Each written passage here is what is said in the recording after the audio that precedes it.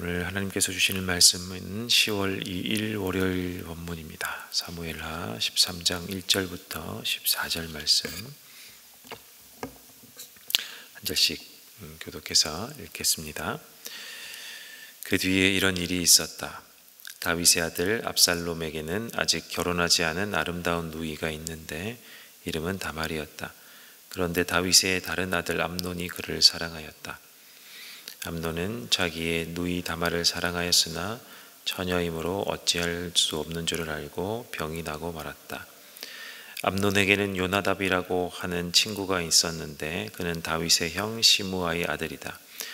요나답은 아주 교활한 인물이었다. 마침 그가 암논에게 물었다. 왕자님, 나날이 이렇게 안색이 수척해지는데 웬일이십니까? 나에게 그 까닭을 알려주지 않으시겠습니까? 암논이 그에게 말하였다. 나의 아우 압살롬의 누이 다말을 내가 사랑하고 있기 때문이요. 그러자 요나답이 그에게 제안하였다. 왕자님은 침상에 누워서 병이 든 채 하십시오. 보왕께서 문병하러 오시면 누이 다말을 보내달라고 하십시오. 누이 다말이 와서 왕자님이 드실 음식을 요리하게 하면 좋겠다고 말씀하십시오. 다말이 왕자님 앞에서 음식을 요리하면 왕자님이 그것을 보면서 그의 손에서 직접 받아 먹고 싶다고 말씀드리십시오. 그리하여 암논이 침상에 누워서 병든 채 하고 있으니 과연 다윗 왕이 그를 문병하러 왔다. 그때의 암논이 왕에게 요청하였다. 누이 다말을 보내주십시오. 제가 보는 앞에서 누이가 맛있는 빵 몇 개라도 만들어서 그것을 저에게 직접 먹여주게 하여 주십시오. 다윗은 다말의 집으로 사람을 보내어 지시하였다. 어서 네 오라비 암논의 집으로 가서 그에게 먹을 것을 좀 만들어 주어라. 다말이 자기의 오라버니 암논의 집으로 가서 보니 그가 침상에 누워 있었다. 다말이 밀가루를 가져다가 이겨서 그가 보는 앞에서 맛있는 빵 몇 개를 빚어 잘 구웠다. 그리고 다말이 냄비째 가져다가 암논 앞에서 그의 그릇에 담아 주었으나 암논은 먹을 생각은 하지 않고 사람들을 다 밖으로 내보내라 말하고는 사람들이 모두 밖으로 나간 뒤에 다말에게 말하였다. 그 빵을 이 침실로 가지고 들어와서 네가 손수 나에게 먹여다오. 그래서 다말은 손수 만든 빵을 들고 자기의 오라버니 암논의 침실로 들어갔다. 다말이 그에게 먹여주려고 다가서니 그는 다말을 끌어안고 함께 눕자고 하였다. 다말이 그에게 말하였다. 이렇게 하지 마십시오, 오라버니. 이스라엘에는 이러한 법이 없습니다. 제발 나에게 욕을 보이지 마십시오. 제발 이런 악을 저지르지 말아 주십시오. 오라버니가 나에게 이렇게 하시면 내가 이런 수치를 당하고서 어디로 갈 수 있겠습니까? 오라버니도 또한 이스라엘에서 아주 정신 빠진 사람들 가운데 하나와 똑같이 되고 말 것입니다. 그러니 이제라도 제발 임금님께 말씀드려 보십시오. 나를 오라버니에게 주기를 거절하지 않으실 것입니다. 다말이 이렇게까지 말하는데도 암논은 다말이 애원하는 소리를 들으려 하지도 않고 오히려 더 센 힘으로 그를 눕혀서 억지로 욕을 보였다. 아멘. 부메랑 효과라는 말을 잘 알고 계실 겁니다. 내가 한 행동이나 말이 다시 나에게 돌아오는 것을 두고 이야기하는 말이죠. 오늘 본문의 악하고 수치스러운 일이 다윗의 자녀들 사이에서 일어나는 것 또한 이 부메랑 효과로 설명할 수 있겠습니다. 두 개의 부메랑이 다윗에게 다시 돌아와 해가 되는 것임을 이제 보게 되는데, 첫 번째는 다윗이 하나님께서 이스라엘 백성에게 왕을 택할 때는 이뤄야 한다라고 할 때에 한 가지, 왕은 아내를 많이 두어서는 안 된다, 아내를 많이 두지 말라라고 하신 그 하나님의 법을 어긴 데에 대한 이 부메랑이 오늘 사건이라고 할 수 있겠습니다. 다윗은 자신에게 유리한 구도를 만들기 위해 이 주변에 있는 열강 세력들 앞에서 자신에게 유리한 구도, 그리고 자기의 왕권, 그리고 이스라엘 나라의 유리한 측면을 만들기 위해서 정략결혼이라는 이 제도를 없는 제도이죠. 이스라엘에는 이 정략결혼을 해서 안위를 많이 두었습니다. 쫓겨갔을 때 거기서 이제 성전보를 울리기 시작하면 그곳에서도 이제 결혼이라는 이 제도를 이용해서 본인의 왕권을 강화하는 이런 측면을 이용했습니다. 오늘 본문에 등장하는 범죄의 행위자가 이제 암논이라는 왕자인데, 암논은 이스라엘 출신 아히노암 사이에서 태어난 아들입니다. 이 암논은 맏아들이죠. 제일 첫 번째로 태어난 아들입니다. 그리고 다말은 다윗이 헤브론에 있을 때에 그술 왕 달메의 딸 마아가로부터 태어난 압살롬과 남매지간인 여동생입니다. 이 둘은 이복 형제간이죠. 이복 형제간이고, 그 다음에 이 다말이 처녀라고 오늘 본문이 쓰고 있는데, 처녀 때는 아무나 이렇게 형제지간이라고 해도 아무나 이렇게 만나거나 왕궁에서는 만나게 허용되거나 이러지 못했던 것 같습니다. 그래서 굳이 처녀라는 이 단어를 쓰면서 이 다말을 설명하고 있는 것을 볼 때 그러한 것 같습니다. 잘 보지 못하니까 이 암논이 다말을 이제 사랑하게 되었고, 이제 그를 너무 사랑해서 이 상사병이 들릴 정도로 이렇게 했던 것 같아 보입니다. 자, 이렇게 이제 복잡해진 족보가 이제 결국은 이런 사고를 낳고 말게 된 것이죠. 이것이 첫 번째로 다윗에게 돌아온 부메랑입니다. 두 번째 부메랑이라고 할 수 있는 것은 앞의 12장에서 보았던 다윗의 범죄 때문에 징계로 돌아온 부메랑이죠.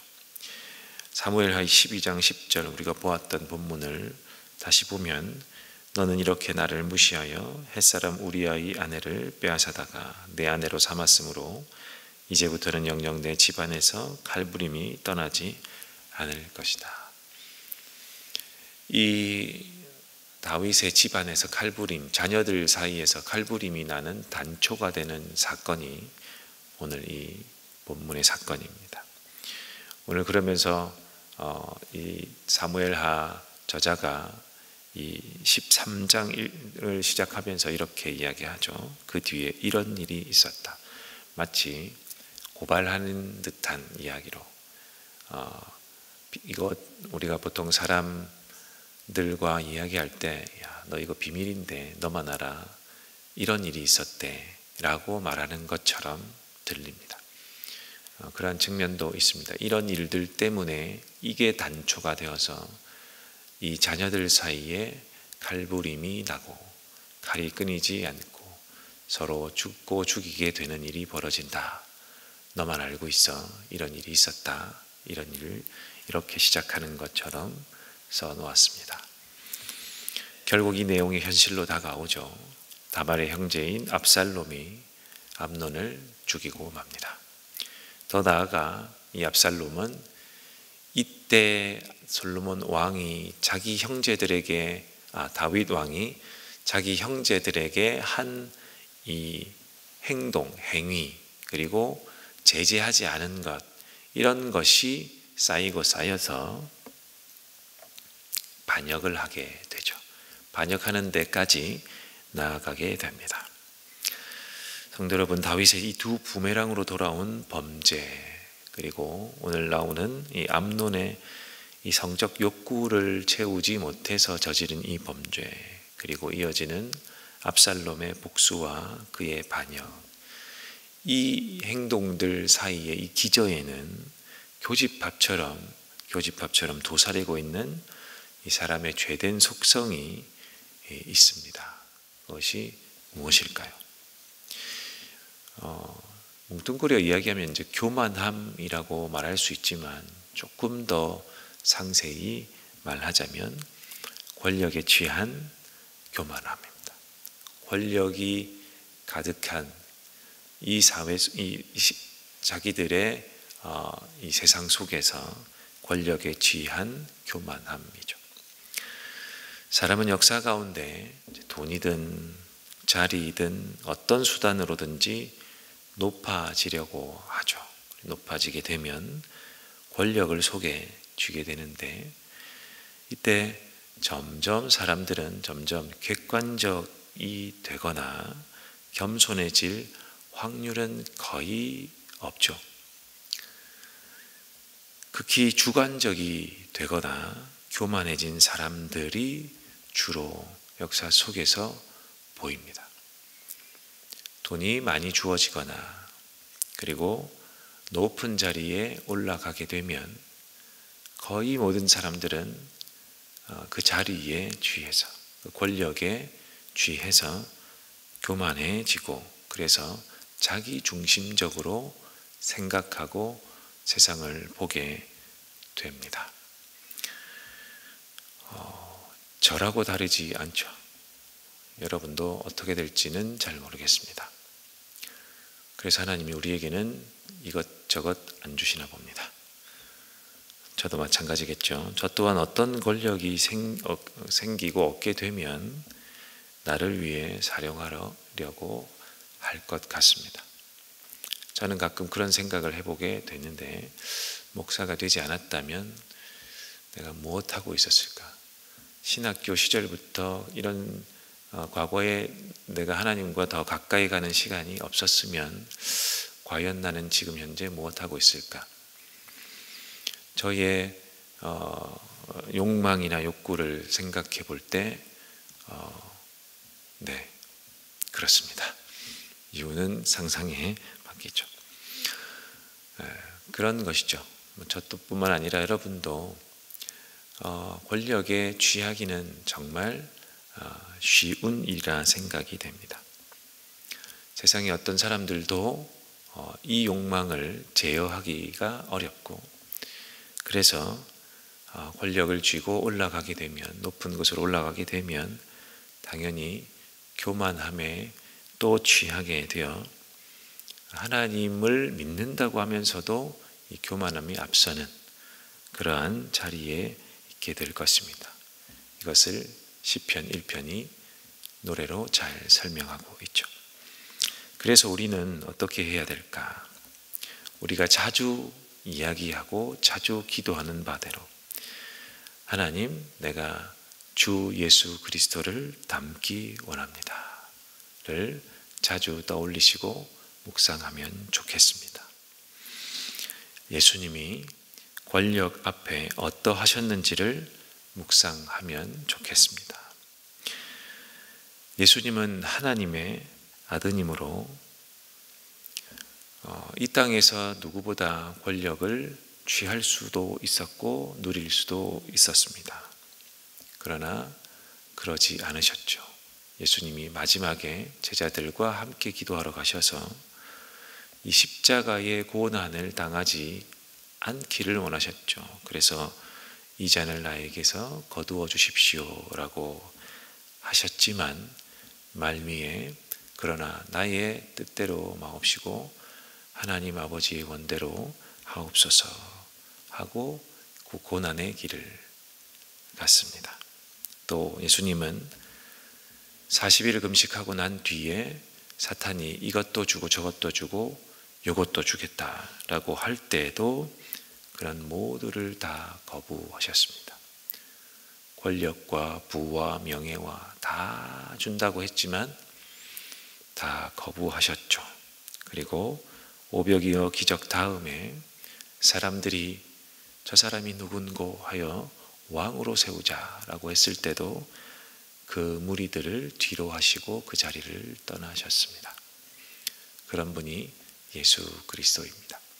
우리가 예수님 닮기를 원한다.